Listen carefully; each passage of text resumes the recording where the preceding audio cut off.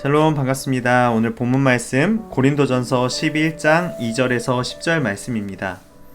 너희가 모든 일에 나를 기억하고 또 내가 너희에게 전하여 준 대로 그 전통을 너희가 지킴으로 너희를 칭찬하노라. 그러나 나는 너희가 알기를 원하노니 각 남자의 머리는 그리스도요 여자의 머리는 남자요 그리스도의 머리는 하나님이시라. 물은 남자로서 머리에 무엇을 쓰고 기도나 예언을 하는 자는 그 머리를 욕되게 하는 것이요 물은 여자로서 머리에 쓴 것을 벗고 기도나 예언을 하는 자는 그 머리를 욕되게 하는 것이니 이는 머리를 민 것과 다름이 없음이라. 만일 여자가 머리를 가리지 않거든 깎을 것이요 만일 깎거나 미는 것이 여자에게 부끄러움이 되거든 가릴지니라. 남자는 하나님의 형상과 영광이니 그 머리를 마땅히 가리지 않거니와 여자는 남자의 영광이니라.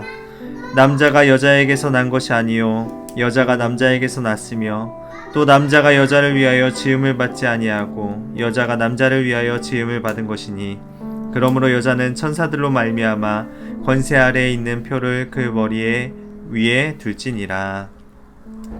아멘. 교회의 질서를 위한 순종입니다. 본문에서 사도 바울은 인간의 전통과 인간에 대한 이해와 그리스도인의 삶의 예배에 대한 설명을 해주고 있습니다.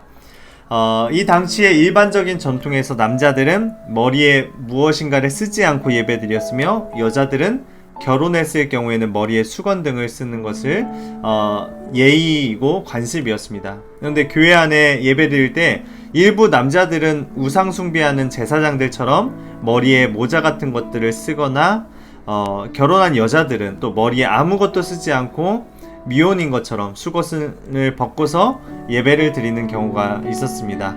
그래서 바울은 머리에 쓰는 문제에 대한 논쟁을 해결하고 있는 것입니다. 그래서 바울이 얘기하는 것은 남녀 차이와 남녀 갈등을 두는 것이 아니라 남녀 간의 차이를 인정하라고 바울은 말합니다. 남자가 머리에 수건을 쓰지 않고 여자가 머리에 수건을 쓰는 것은 차별이 아니라 당시의 관습이었습니다. 누군가를 더 우월하게 보이는 것이 아니었습니다. 그래서 남녀의 차별이 아니라 이것은 남녀 창조 때부터의 차이점을 두셨고 그 차이점을 구별하라고 바울은 설명하고 있습니다.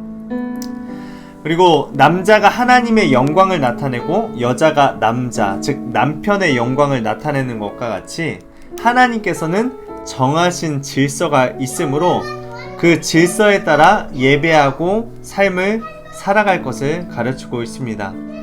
남편과 아내는 서로 보완하고 돕는 관계이기 때문에 하나님께서 정하신 질서를 통해서 가정생활과 교회에서의 예배생활에 임할 것을 가르쳐 주고 있는 것입니다.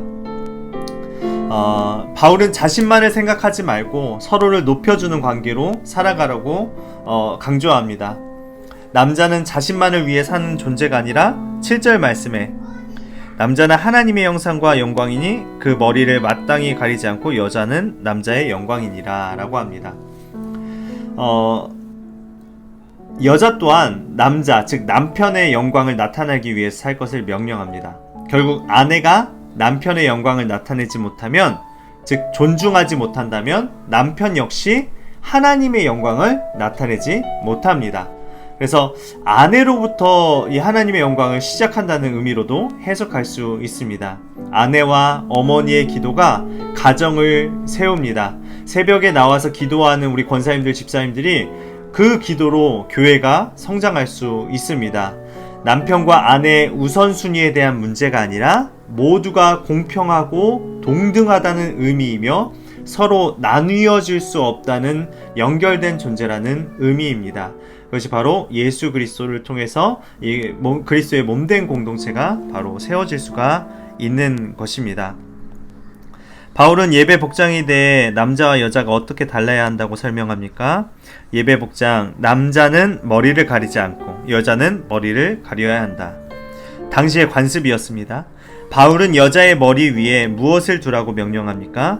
천사들로 말미암아 권세 아래에 있는 표라고 설명합니다. 바울은 왜 여자 복장 중 머리에 쓰는 것에 있어서 남녀의 차이를 둡니까? 이것은 남녀의 차이의 문제가 아니라 하나님께서 세우신 창조 질서에 순종하는 문제입니다.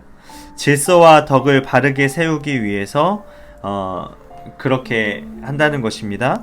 그래서 직분도 마찬가지예요. 목사님이라고 해서 다 이렇게 존중받고 무조건 그래야 한다는 것이 아니라 하나님께서 하나님의 말씀을 전하게 하는 대언자로 세워주셨기 때문에 우리가 하나님의 대리인으로서 존경하고 순종할 수 있는 믿음을 가져야 한다는 것입니다. 장로님들도 마찬가지고요. 그런데 이제 그 목사님들과 장로님들, 권사님들도 또 낮은 자리에서 또 섬길 줄 아는 그런 신앙이 있어야겠죠. 그래서 서로 유기적인 관계가 됐을 때 그리스도의 공동체가 잘 이루어질 수 있다라는 것입니다. 교회 공동체의 질서를 바로 세우기 위해서 내가 주의해야 할 모습은 무엇입니까? 주일 예배를 드릴 때 교회의 질서와 덕을 세우기 위해서 어떤 모습으로 참여하겠습니까? 우리의 삶 가운데 우리가 직분자들을 존중하지 못하고 또한 아내된 여러분들은 남편을 존중하지 못하거나 또한 남편된 분들은 또 아내들을 또 그런 여자들을 이렇게 서로 존중하면서 그렇게 세워주는 일들이 서로 상호간의 관계가 됐을 때 하나님의 나라를 이룰 수 있다는 것입니다. 우리가 그 잘하지 못하는 부분들을 한번 생각해 보시면서 오늘 적용해 나아갔으면 좋겠습니다. 오늘의 기도입니다. 내게 주신 말씀을 온전히 깨닫고 실천함으로 교회의 질서와 덕을 세우는 자 되게 하소서. 교회의 질서는 가정에서부터 시작하는 것 같아요. 가정에서 교회의 질서가 잘 이루어져야만이 서로 존중하고 순종하는 모습을 통하여서 하나님의 나라가 이루어지고 그 가정에서의 모습이 교회로 이제 넘어가는 것입니다. 그렇기 때문에 오늘 가정에서부터 우리의 삶의 모습에서부터 우리가 그리스도인으로서 질서를 지키는 그리스도의 덕을 세우는 오늘 귀한 하루가 되시길 소망합니다.